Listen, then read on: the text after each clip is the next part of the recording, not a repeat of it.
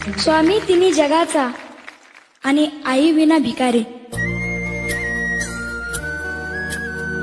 आई आपल्या बाळाला जन्म देते, बोलायला शिकवते, चालायला शिकवते। आई आपल्या बाळाला जीवन कसं जगायचं हे शिकवते। आई बाळाला संस्कार देते।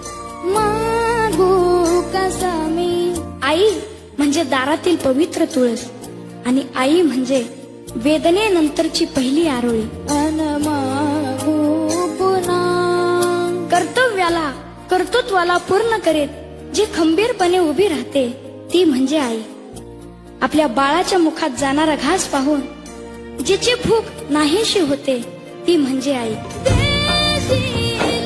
आयुष्यात जी आपल्या बरोबर असताना तिची किंमत कधीच कळत नाही आणि ती गेल्यानंतर तिच्याशिवाय कशालाच किंमत उरत नाही, तिला आई म्हणतात।